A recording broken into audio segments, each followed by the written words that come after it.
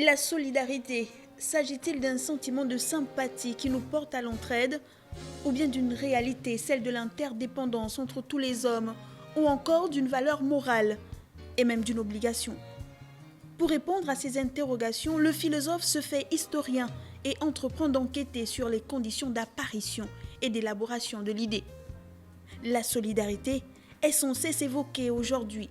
Loin de la simple définition, c'est une raison de vivre, un engagement et une motivation qui guident chacune des actions de la première dame du Gabon au travers de la fondation éponyme.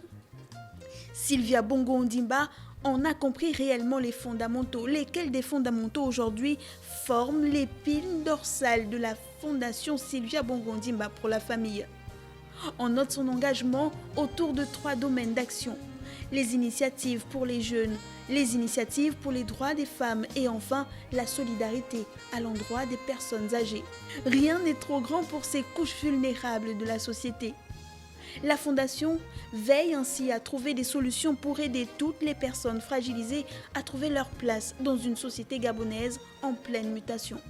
Depuis 2013, la Fondation Sylvia Bongo Ondimba pour la famille s'engage dans la lutte contre le cancer au Gabon et en particulier contre les cancers du sein et du col de l'utérus.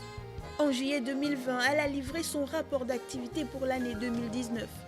Une année durant laquelle le moteur de ses actions a été porté sur la promotion des droits et du bien-être de la femme.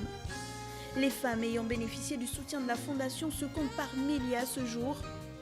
En octobre dernier, c'est en prenant la parole pendant la cérémonie de remise au président de la République, chef de l'État Ali Bongo Ondimba, du rapport de la stratégie de la promotion des droits de la femme et de la réduction des inégalités entre les hommes et les femmes que la première dame du Gabon a porté à la connaissance de l'auditoire son discours sur les inégalités de genre au Gabon.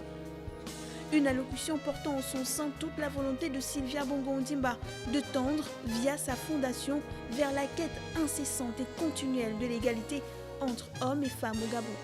Dans ce rapport, 33 recommandations portant les préalables de l'égalité homme-femme ont été révélées. Une invite à l'appropriation par les deux sexes des droits de l'autre. Le là est donc donné.